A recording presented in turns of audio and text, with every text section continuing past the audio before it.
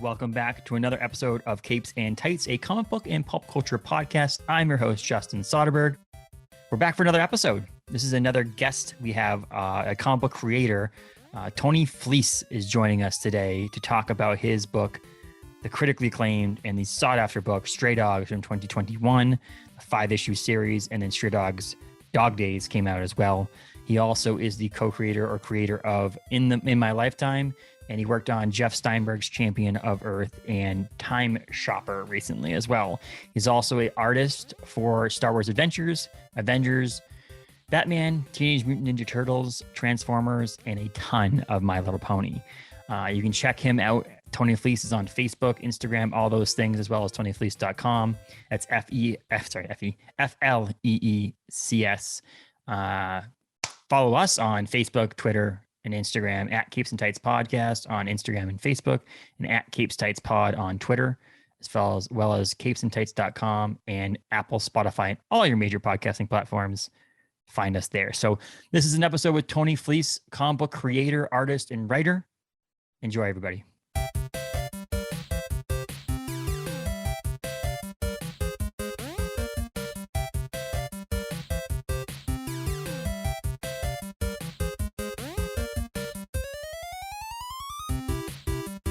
How's it going, Tony? Thanks for joining me, man.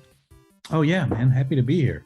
Absolutely. Yeah. Thank you for having comics. Me. Absolutely. I just recorded. So we were doing a Star Wars week at the beginning of May, the first week of May. My co-host normally is on here with me, but he's moving, so he's got some stuff. We recorded our review of episode 1 this morning, and so we've had a lot of probably pissing a lot of people off in the Star Wars universe, because we actually are fans of the Phantom Menace, and so we were actually not hatred of Jar Jar Binks. So I just got done talking for about an hour about Jar Jar Binks. So now we're talking about other things with you. Listen, if you want to continue talking Star Wars, I'm here for it. I like episode 1 better than the other two. I'm a big fan of episode 1 over the 7, 8, and 9. Like, you give me Phantom Menace over the new trilogy for sure. I mean, I'll take it over 9 for sure. The other ones, I feel like an argument could be made. I just think, like, once he went to video in those prequels, it got a little, they don't hold up as well. No. Here 20 years later or whatever. We watched a documentary. Him and I, my buddy Adam, we just found it on YouTube. It's called like The Phantom Menace 20 Years Later. And it's like a retrospective of like what people thought then versus what they're coming around to really thinking about now, and seeing how much people love. Like he said, the funny thing is a lot of people, when they went into the theaters, were super happy, right? They waited in line. They did all these things, dressed up. But when they left the theaters, if they were to film people's reactions of them leaving the theaters for Phantom Menace, no one was pissed. Like, everybody was happy they just got Star Wars back after 16 years of no movies. Well, yeah, it definitely took me like a while. It took me like a year because I was so into it. We went and saw it like 10 times, and then after the craze, the mania dies down, you're just like, hold on a second. and Lucas did a lot of good things, and we talked about it, the idea that Jar Jar Binks was the first fully animated CGI character in a movie. So like, you can't, like, he holds up pretty good. Like, he definitely looks better than like Gollum looked in the first Lord of the Rings. Yes. But people give him crap for it, and I don't know. We'll see. Time will tell. Long-term time will tell. 30, 40 years after that film was on the market, that we'll see whether or not it actually holds up to what it was then. Because I got Star Wars right here too. Look at that. Hey, that's me. Look at that. Isn't that weird? So I like to talk about comic books though. Like, so have you been a fan of comic books since you were really, really young? Like, when did you get into comic book reading, I should say? Yeah, I was slow to start reading. I had to get a tutor to sort of help me figure it out. And then when I got comics is when I started really reading constantly and reading all the time. I had, like when you're a kid, before you start going to comic stores or start like having a regular spot where you get comics all the time, I had like a few, like I had like the Death in the Family trade paperback, and like a few random issues of Batman, because Batman No, that Batman came out in '89. Mm-hmm. And I know I had a bunch of stuff before then, but it was all right around that time, like 1989, 1990 was when I sort of remember having my first, comics that were mine, that besides just like newspaper comics or children's books and stuff like that. But yeah, I had those and I would pore over them, and sort of like that was what I would read. And then around 1991 is when I like found a comic shop and became like a regular comic shop reader. It was Jim Lee X-Men #3 was the comic that I was like, I got to read this every week. Like at the time I assumed that it would come out every week, and it took me a while to figure out that like different people were drawing these things, and different books were different artists and all that stuff, but yeah, around that time is when I jumped in. So from then until now, with very little downtime. Like when I first went to college, it took me a little while to find a shop. So there was a break there. And then I moved away to work in 2000. And there was a little bit of a break right in there too. But other than that, every week I go buy comics and I read comics.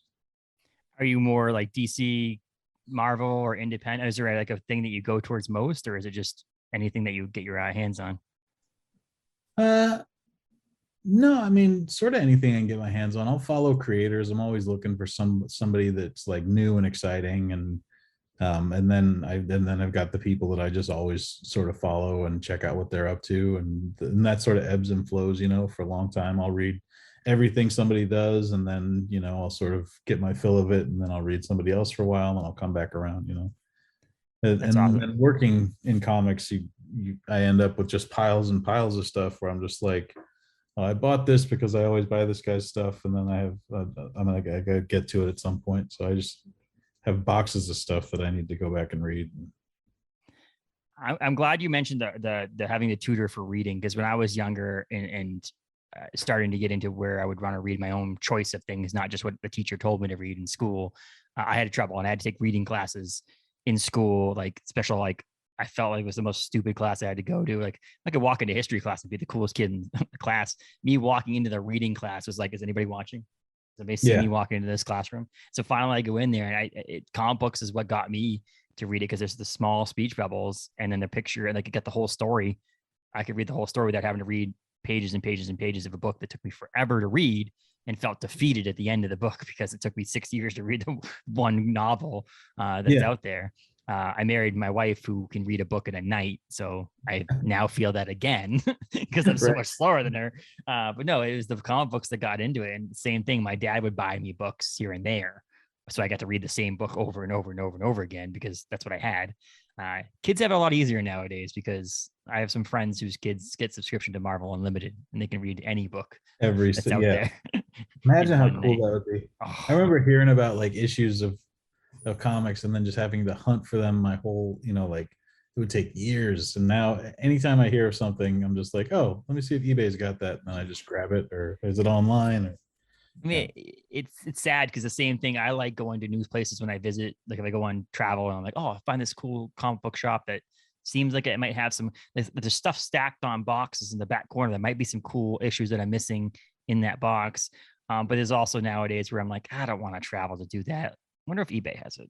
It seems like a little bit more expensive than I want to pay for it, but you know what? It'll be here in 3 days, and I'm happy about that. That kind of thing is fun, but it also takes the fun out of it as well. But I mean, I thought it would. I remember, like when you're a kid and you get mail, how exciting that is.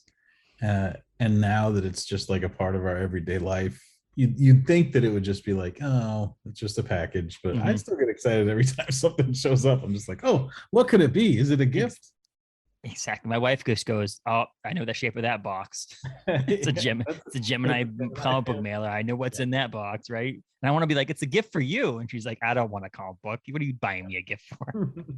I tried that our first dating anniversary time. I bought her like a Marvel comic book that was released in the month and year she was born.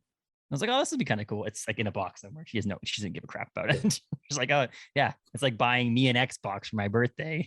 It's really for both of us, right? We're gonna play together. Right. But yeah, so I mean, did you start drawing as a younger person too, or is what got you into art? Yeah, I had a cousin that was an artist. He could draw cartoons like right off of the TV. My dad had drawn when he was younger, when he was in college, and then he ended up becoming a teacher. Not an art teacher. He was a choir teacher. So Mm-hmm. he sort of stopped drawing around then. But my cousin Marty just could draw like crazy. And he was one of the people that lived closest to us. So like we would go hang out with them, and I would just sit and marvel and watch this guy draw. Um, and then my parents, I'm the oldest of 5 kids, and my parents had my sister when I was 4. And so from 0 to 4, it was just like I was an only child. It was great. And then after that, it was still cool. Like it wasn't like traumatic, I don't think, but I just all of a sudden didn't have as much attention anymore and sort of needed to find something to do with myself. So I would just grab paper. My dad would bring home paper from work, and I would just sit there and draw. And so basically, and then after that, it was like my brothers and sisters came in pretty quick succession. And so they sort of all like they took a lot of time, and I just sort of like busy myself with drawing, and it ended up working out at the end of the day because I had so much time to myself that I learned how to draw a lot. Yeah, and it's funny because you have a style which I like, and one of the reasons why I reached out in the first place, I mentioned to people when I talk to them, it's like I don't like talking to people that just to talk to them. Like I don't like having guests on because you have a popular book out or something like that. Like I need to like what you're doing, or I'm not going to be passionate enough to talk about it. There's people out there who just have to have people on because it's part of their Right. thing, and to me, it was like reaching out to people that I really like. So like obviously art draws me in first because it's the first thing you see when you see a book. You see the cover, and on a random Wednesday when I go pick up my books, I'm picking up cover A a lot of times so I can read it. But then I'm like, oh, what other cool covers are there? And cover B and cover C's are great because the way that the cover looks for me. I'm a big Michael Del Mundo fan, and that's mainly because of how ingenious some of his covers are Yeah. to me. I may never even read the story that's in it. I just want to own the book because of how badass the cover is to me. And I'm obviously, I don't know if you see it, but I'm a big Scotty Young fan as well because of the same thing, that artistic skill that he has for simplicity but cartoony. And so when I saw your artwork, I was like, I got to reach out to Tony and see if he wants to jump on the podcast and talk. But the writing, what made you switch from? I mean, I know you have some creator-owned titles and stuff like that, but what really got me into your writing was Stray Dogs, and what made you start wanting to write on top of? I mean, I know it probably is very hard for someone who had struggled reading as a younger person to write as well. So, what got you into writing comic books? Well, that's not true actually. When I started reading, uh, like I really took to it, and then English class became like art class obviously was my best class, Yeah. and then English class, writing, that type of stuff, that was my best class. And I really took to writing just from the creativity angle, like the same way that I was sitting around drawing and making up stories, I was writing and making up stories. So anytime it was like, write a short story or something like that, that was something that excited me in school. And then when I got into comics, um, it was a time when there was a sort of a real creative boom on the internet for like message boards and stuff like that. And a lot of people were like teaming up and collaborating, and I couldn't find anybody that wanted to work with me that wrote as well as I could draw, which sounds cocky, but it's not that. It's just like, Yeah. um, like I'm not saying I was at a high level. I'm just saying like I was looking for somebody that was at the level that I was at, like the same level, not necessarily somebody that was at a high level. So I was like, well, I could just draw, or I could draw and write something. And it was around the time that American Splendor had come out, and I'd been reading that, and then I'd been reading a lot of at the time Jeffrey Brown was doing a lot of autobiographical comics. And so it just sort of made sense at that time. Like I could just write and draw my own book about my own stuff, because the like writing the dialogue and writing stuff that was funny, didn't scare me at all. but the idea of like plotting and coming up with like story arcs and character arcs and stuff like that, that seemed like a little bit outside of my wheelhouse. And so my first comic was an autobiographical comic, and it was obviously about me. It was just short stories, and that was sort of like me dipping my toe into writing comics, but getting confidence from that because it was well received, and and it's sort of like anything that I ever think is like, oh, that's sort of out of reach or that's hard. And if you try it, and if like I always work very hard at stuff, so what I've sort of figured out over the course of 20 years or whatever is, if I jump into it and I work really hard at it, I can usually figure it out. Mm-hmm. So that was what writing was for me. It was just sort of like every time I try a new thing, like Stray Dogs was the first time I wrote more than an issue in a row. Like Stray Dogs #2 is my first issue, #2 on my own. Like I had done Jeff Steinberg with my buddy Josh, but he's a seasoned writer and he knows how to write comics, and so I wasn't worried about that. But every time I do a new thing in comics, I'm sort of doing it for the first time, which is pretty cool. I mean, so would you rather write or draw, or both?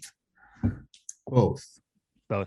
Yeah, eventually the ideal thing would be to just sort of write and draw for myself and only have to do, like only be able to work on my own stuff and make my own comics. Yeah, which, I mean, it seems like that's the way it's going a lot of times. And, I know you have your variant covers that you're doing for certain things. Like I'm a big fan of Gwen Stacy and Spider-Gwen and stuff like that. So seeing this coming out and stuff like that, like there's doing that stuff for places like Marvel, IDW, DC would be kind of cool to have those variant covers, but it seems like it's going along that way. I mean, a friend of mine, Ben Bishop, is obviously doing a lot of stuff with Glass Ronin, but like, I think in the long run, he'd like to be able to do more of his own stuff. He has his own books to be able to create and stuff. So I understand the whole idea about having almost complete creative control on what you want to do, write and draw.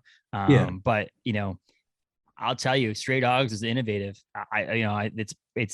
It took me a couple seconds to get into it. It was one of those ones that I love pets, but I don't own any pets, and I don't have any pets. I have a kid.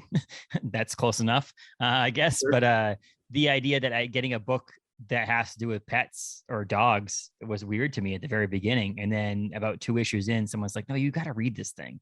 It's like, fine. That's why I always will say one of the best reasons of having a pull list at a local shop is because that person or those people who work for that shop that pull that list together can recommend things to you that you might not be in your current bubble, that might be outside of your bubble, but they're like, no, you got to read this thing. And that's what happened with my shop. He was like, nope, you got to read Stray Dogs. So I started reading Stray Dogs and fell in love. Great. What's the shop? It's called Galactic Comics and Collectibles in Bangor, Maine. And so Tony's going to be at the Bangor Comic and Toy Con. And so you get to see Paul will be there, the owner of the shop will be there. But yeah, it's one of those things. He's always done it. He did that. And I didn't listen to him once. Undiscovered Country. I'm a big Charles Soule fan as well. And when he said read Undiscovered Country, I was like, forget you. And it was like, I don't know, it wasn't Undiscovered Country. It was James Tinian's Department of Truth. And he's like, you got to read this book. It's pretty cool, innovative. And I was like, nah, I'm all set. And then like issue 5 came out and I'm like, what's this Department of Truth thing that I'm hearing about? And he's like, dude, I told you about that like 5 issues ago. And I'm like, I should listen. So now I listen to him every time he says something. Now I'm like, put it in my box. I'll buy it. If I read issue 1, issue 2, I don't like it, then I'll move on. But the Stray Dogs is. We had really great retailer partners on this. Like so many of the retailers that we dealt with were so excited to sort of take this book and do exactly what you're saying, like take it to their customers and say like, wait till you see this thing. And it definitely was the sort of thing that you had to, to a certain extent, it helped if it was hand sold to you, because to look at it, you're just like, what, like you said, like, what's this thing? And so, yeah, we really appreciated that. So many shops did that, where they like their customers that they knew would be into that sort of thing, they sort of took them aside, or were just like, put it in their hold file for them no matter what. And, we were so happy about that. And it's one of those things, if you actually do open the book and look into it, and you're from, like, I was born in 86, so I'm a 90s kid in a sense. So like, these movies that show that art, that like the dog movies and like, you know, All Dogs Go to Heaven and stuff like that, that resonates with me. So when you actually open it up and look at the art, and look at the storyline behind it, but also my wife and I were literally, when this book was coming out, my wife and I were like rewatching Silence of the Lambs. And so it's like, to me, it was like, it just resonated in that aspect too. It's like how, like my buddy Adam and I talked about creating a comic book, and I was like, but we're not going to be as good as somebody. Like, who the hell comes up with the idea of a book that is revolves around dogs, but also about serial killing at the same time? Like, who's twisted mind is that? And I come to find out it's Tony's twisted mind here. Yeah. But then the what I should have listened to is the one-liners, the people who recommend your book, like the Silence of the Lambs and All Dogs Go to Heaven similarities, and the, you know, Secret Life of Pets and Seven. Like the people who created and take and said, hey, these two things are together is what this book is, were perfect descriptions of what the book actually is. Yeah, I kind of agree with that too. But sometimes you can't always take that, you know, like every comic has an elevator pitch like that, or and a lot of times they're not exactly that. But yeah, our book is pretty much exactly that. It's well, I'm trying to explain it to people. I'm like, yeah, have you seen Secret Life of Pets? Like, yeah. I'm like, well, take that and make it so that the owner is also a serial killer. Yeah. And they're like, what? And I'm like, no, you got to read it. It's 5 issues. That's it. It's like telling someone to watch a mini series on TV that's 6 episodes long. You can commit to that. You can commit to 5 issues for sure.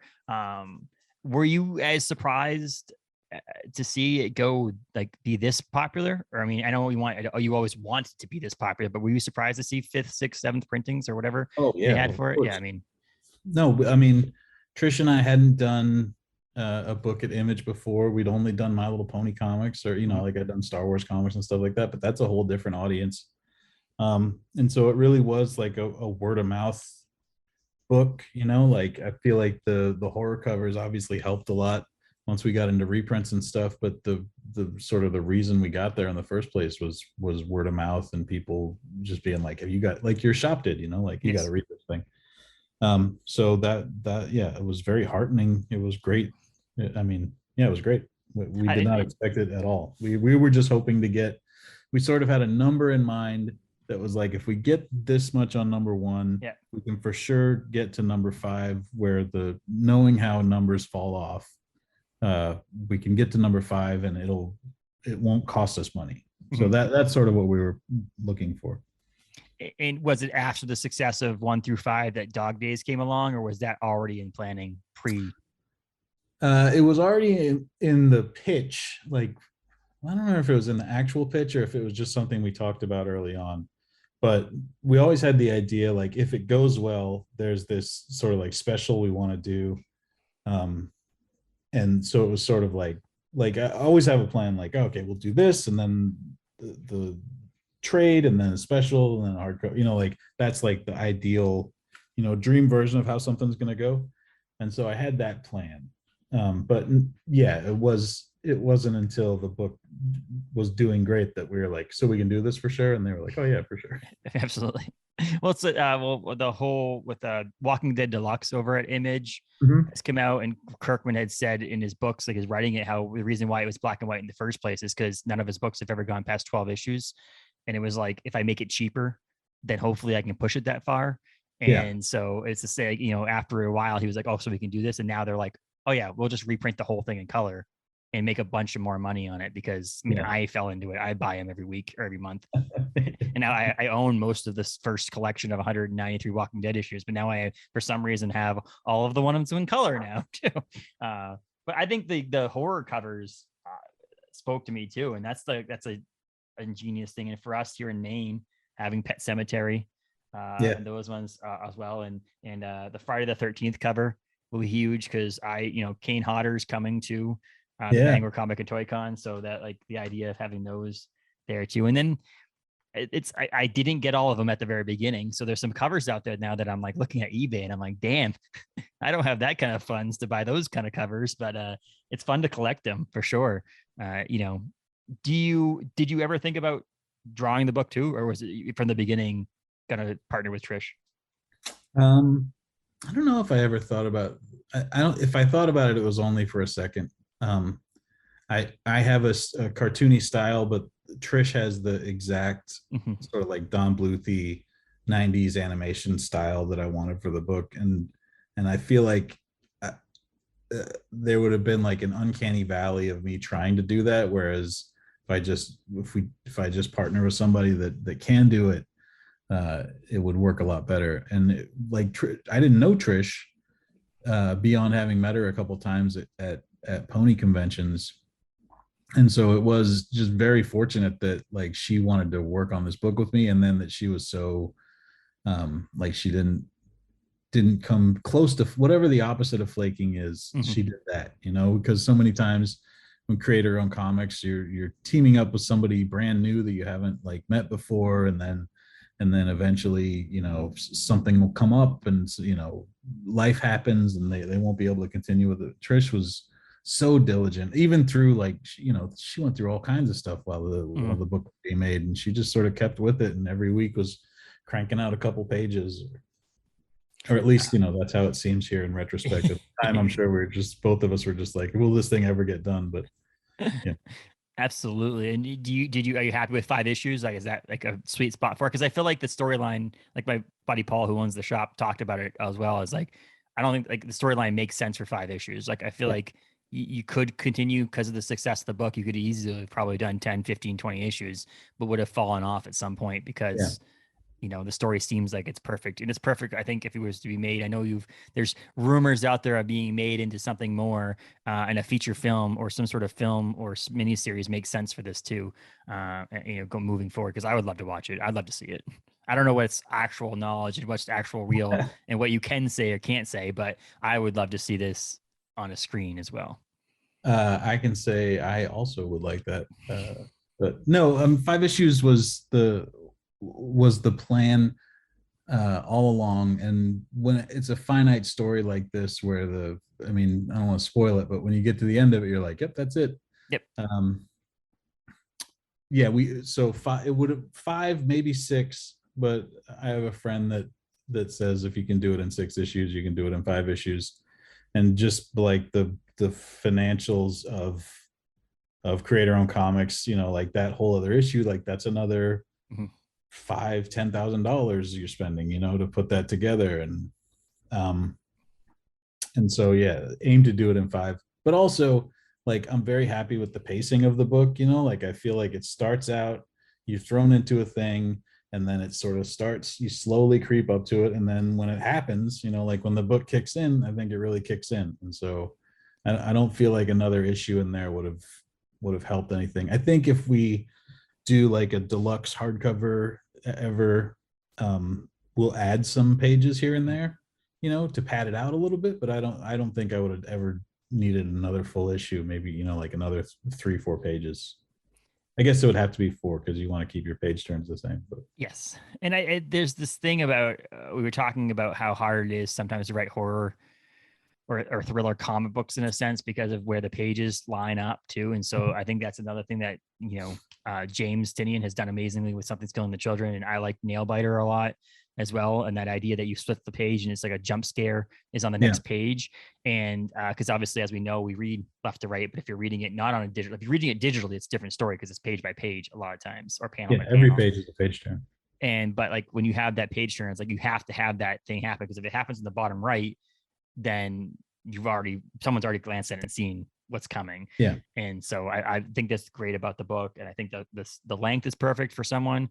There's too many things. I was reading the Strange Academy by Scotty Young and Roberto Ramos, that they're ending it and then they're relaunching it in the summer with an issue 1. And I think a lot of that nowadays, they're trying to do the whole, TMNT right now is at 127 issues.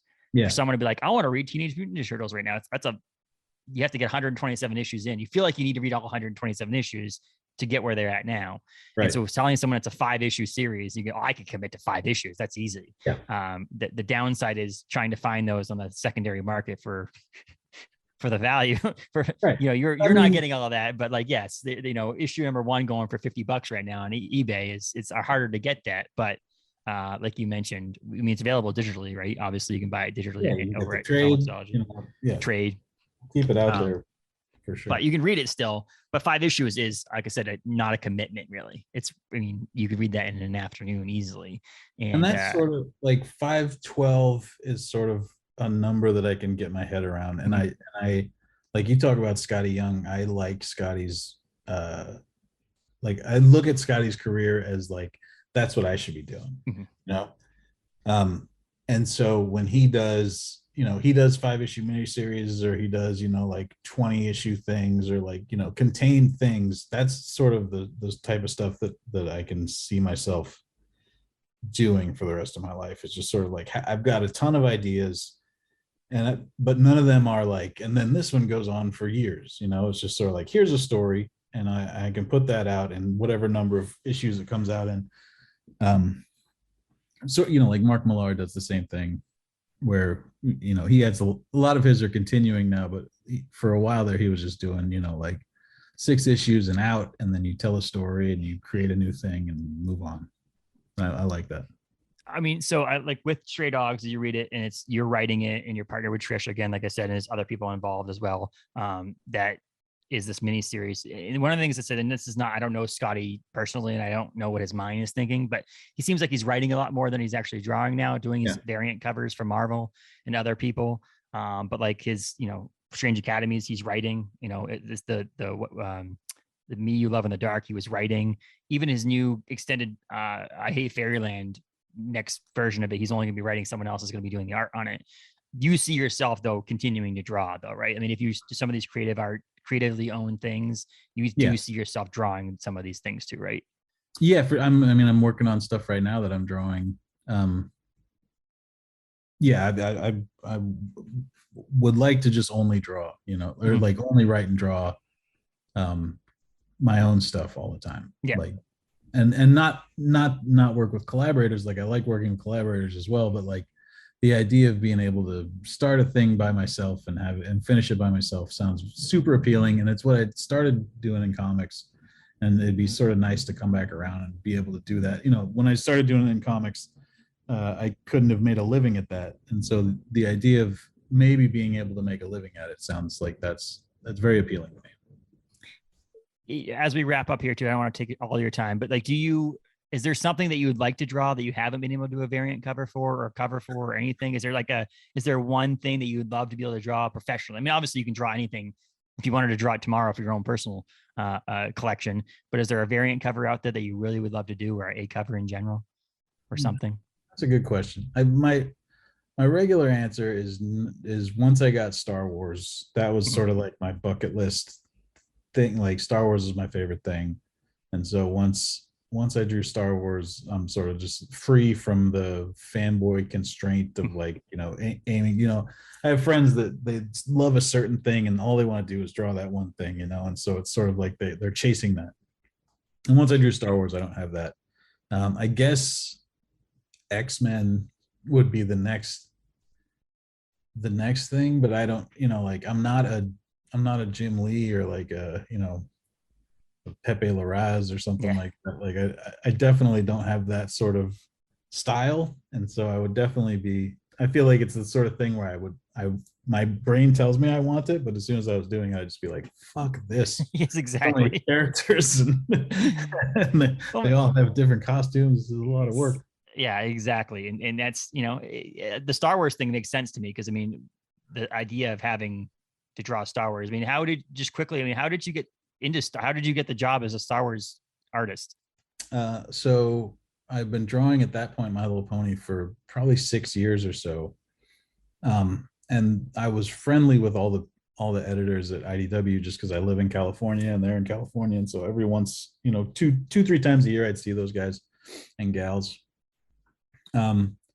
But I just was working on ponies, and then sometimes they'd do like, Back to the Future or something, and I'd be like, oh, I love Back to the Future, let me do a cover on that. And they were sort of cool with that. But in my head, Star Wars was sort of like unreachable, and you hear about like Lucasfilm's approvals process, and so I just sort of was I decided it was probably impossible. And then I was down having lunch at IDW, and the editor at the time was Denton Tipton, who was editing that book, and I saw him, and we were just sort of catching up, and I was like, hey, if if you ever want me to draw Star Wars, that's what I love. And they had when they were going to get the license for the book, they had a bunch of people do pitches, like ideas that they had about what would be kids Star Wars books. And at the time I was writing some My Little Pony stuff, and so they sort of were like nurturing me as like a writer artist, somebody that worked for them. So they had me do a few pitches. I think I came up with like 3 or 4 ideas for like kids Star Wars books and drew little illustrations and stuff. So I guess after that, when they started doing the book and they didn't they didn't hire me to do any of that stuff, I was just like, oh, I guess that's a no. But yeah, then at lunch I saw him and I was like, hey, I'd love to draw Star Wars. And he was like, oh yeah, I've got stuff. And then he was like, there's one that's like a Wampa story, and then there's one that's like a space race, like a drag racing story. Which one do you want to do? And I was like, oh, both. I want to do all of them. And he was like, oh, okay, sure. And so yeah, it was very easy. Like it's one of those things where I probably could have done it earlier if I just would have made a little more noise about it. Squeaky wheel gets the grease type of thing. So that was anticlimactic as far as like chasing your dreams goes, because it was much easier than I had feared. I mean, and you got to, I mean, it's must be pretty badass to see that like C-3PO, R2-D2, you're drawing that kind of stuff too on IDW book. I mean, and I was such a like old school fan of like the Droids comics and the Ewok cartoons, stuff like that. And so at the time when they said Star Wars Kids, that's where my head went. Mm-hmm. I guess now when you think about it, you just be like, oh, Clone Wars, or any of these. There's a million different styles that Star Wars Kids stuff look like, but like to me it looked like that, like Nelvana cartoon style. And so I was like, well, I want to draw my version of that. So when I draw droids, they would look like the cartoon droids. I had a ton of fun with that. I like coming up with new stuff, or like, I drew Princess Leia in one of the issues, and it was like, well, she has to have a different costume than we've seen. So I'm like designing a costume for Princess Leia. It was like nerdy fun stuff. It was like stuff where I would freak out about it, because I was just like, oh, this is so, here's Lando, but this is a time when we haven't seen him before, so he's probably got like a different outfit on, but it should be recognizable as Lando. It was cool. But I can imagine it being in the comic book aspect of it, of what Jon Favreau and David Filoni get to do nowadays. They get to play with big toys that they never used to be. Like, like the idea that like they get to put on Mandalorian TV shows, but like you creating character outfits is like, this is what I grew up watching, and now I get to actually play with these toys, like not just toys on my desk, but like the big toys. Like this is going to be sold in comic book stores, and I get to actually create these things. And I can imagine that would have been a kind of a pinch me moment as well for you, even though you have, this is not your first piece of artwork and things that have been out there. It's just must be it definitely was that. Like it was hold on, I got an airplane going overhead. It was definitely the high point of, things would come out like that Gwen Stacy you showed. Like I was very psyched about that. Or the first time I drew like Ninja Turtles or something like that, stuff would come out where I would be freaked out about it. But Star Wars was the one where I was sort of like starstruck about it. And yeah, a much smaller and more contained version of what Jon Favreau's doing, like they're creating whole stories and worlds and stuff. I was just sort of like coming up with, what would Lando Calrissian's other outfit look like? Yeah. But I mean, it's like I said, but you're in your avenue too. It's not like, you're not the creator of a TV show. You are drawing comic books. So this is what you're good at, and this is what you're doing. So now it's in your avenue, and you get to do something like this. It's the idea of you saying X-Men. It makes sense to me, because if you were to at least just do a variant cover for an X-Men series, it brings you back to, you mentioned earlier about reading X-Men comic books as a kid. It's like now you're actually drawing something that is someone else is going to appreciate and love. And that's one of the things I like. Writers of comic books to me are huge to me, because obviously that's the bulk of what goes into a comic book. But the art to me is always one of those things that's going to stick with me, because I don't get a chance to read all the books that I have over and over and over again. To me, it's the covers and the art on the books, and it's what gets me into comic books nowadays. And so with, like I said, there's certain artists that I will always buy. And I mentioned the Scotty Youngs and the Michael Del Mundos. And now, Tony, you might have to be on that list of No. artwork that I have to buy. I want to make you, I want to, pat you on the back a little bit more here while we're talking to you. No. But yeah, and then like I said, then the writing goes into it too, and the Stray Dogs is if anybody hasn't read that who's going to listen to this podcast, like you got to get out there and get that trade or read it digitally or buy it wherever you can find it, because it's definitely worth it. It's a 5-issue series that brings me back to childhood, but also brings me to the horror of it all and the fun, the idea cool of I don't want to give up the book, but the idea that you don't really see the owner of the pets, you see the feet. It reminds me a lot of like Toy Story, where you don't see the parents and all that stuff too, which is pretty badass. So you got to give Trish credit on that too, because obviously her artwork is amazing on that as well. Yeah, so I definitely will. Yeah, we wanted to play with all the sort of like cartoon rules, like it was like we wanted the world to feel real, like a Balto or yep. One of these cartoons where the only thing that's not real is that the dogs talk, but then you're playing with all these cartoon rules where like the way the dogs interact with each other, the way the dogs see the people, like the way we were drawing them where it looked like a 90s cartoon. All of that is sort of making people feel comfortable, feel like it's something that they've seen before, so that when you hit them with something that they haven't seen before, that they weren't expecting, then it should hit harder, like it should feel more powerful. And I feel like that sort of worked. That's what we were going for. And I feel like it sort of worked out. And I agree. And I think that one of the reasons why I liked, something like Something's Killing the Children or Nailbiter or even The Department of Truth or some of these books it's different. It's something that's not your normal, typical, everyday thing. And that's one of the things about Last Ronin series that Kevin Eastman over there is doing with, Ben Bishop's series artist on it as well, is it's something that's turtles, but it's something that you never have seen before in the Turtle world. And it's something that's dark and gritty and something that I would love to see eventually as a TV show on Netflix or something like that, because like I could really get into a gritty, having this turtles swearing at me kind of thing, and that kind of thing, which was probably harder to do nowadays that they're owned by Nickelodeon. But we'll see. Maybe one of these days we'll get that. But like the same thing, I can see, Stray Dogs being on the screen and being like, oh, look at this cartoon. Oh my God, what's going on? Like it could be jarring for some people, but I think, like I said, it's outside the box. If you're looking for something that's not your typical everyday superhero comic book, which nothing wrong with that, it's fun to see what you've been doing with Stray Dogs and other stuff as well. I didn't touch much on My Little Pony, but like it's because I'm not into My Little Pony and I never read a My Little Pony comic book. And I'm sure, there's events that deal with just My Little Pony. So there are people out there who read it, and it's definitely worth getting into if you like that. I just don't read it, so I don't know why I would talk about it. Yeah, it feels like it would be just me explaining stuff to you about. Yeah, what is this thing? My Little Ponies. I remember the friendship is magic. That's basically all you need to know. Okay, there you go. So I remember watching an episode of was it Comic Book Men, Kevin Smith's show I was on, and they had one of the bronies on, and he was trying to explain it to the people who run the comic book shop, and they had no idea what was going on. Either, they went to BronyCon, right? Yes, they did. They did go to like BronyCon. Yeah, I was there. I was at that show.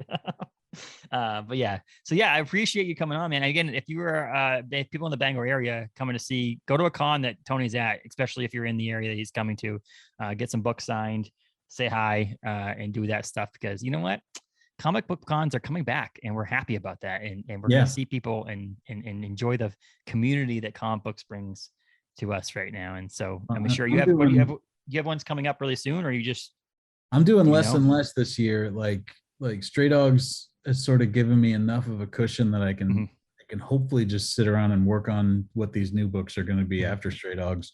And so there was a time where I was doing like 20 conventions a year, and this year I'm trying to do like less than 10. So Bangor is going to be, one of a small handful that I do this year.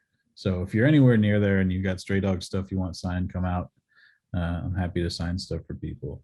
Yeah, I'm excited. I'm excited to say hi and hang out, because I'll be there all weekend. I've been doing some of the graphics for Bangor Comic and Toy Con, because I'm a graphic artist too, but I'm a digital art. I do beer can designs is my main job. Oh, but, awesome. Did you do that hat? I did this hat. Yes, I did this hat. And so we have I don't have it actually. I do all the Orono Brewing Company is my day job, and I'm the creative director there. And we have I do all their can designs as well.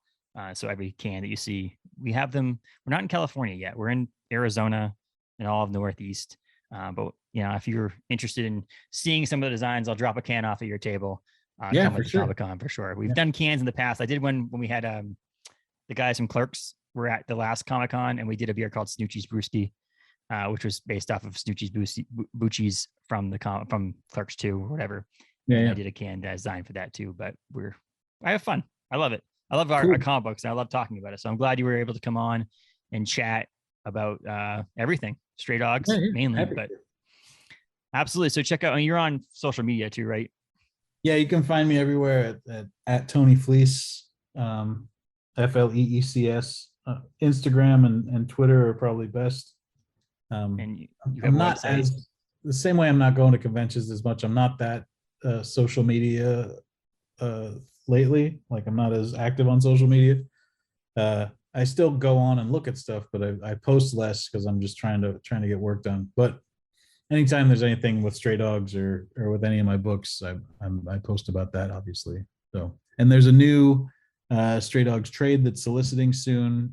We're collecting Stray Dogs Dog Days, and then there's a 10-page short story from Free Comic Book Day, and then a bunch of covers and stuff, and that'll be in the next previews. So there's new Stray Dogs coming. That's awesome. new old Stray Dogs. Yes. Coming. Yes. There's not new Stray Dogs coming. Let's not get that out there. But there's new stuff featured around Stray Dogs coming. Yeah. And then we're working on new creator-owned stuff. And then me and Trish are just starting to work on what our follow-up to Stray Dogs will be. So we've got all kinds of stuff happening. Sweet. Check them out online. And again, hopefully if you're in the Bangor area, April 22nd to the 24th, come check out the con and get some books signed or say hi or anything like that. But I really appreciate you joining me, Tony. Spoken too much today. I got to take a break. Really podcasting today. Yeah, I appreciate you joining me today, and I hope everything goes well over there in California and you have a great day. We'll talk soon though, okay? Thanks, man. Talk to you soon. Yep.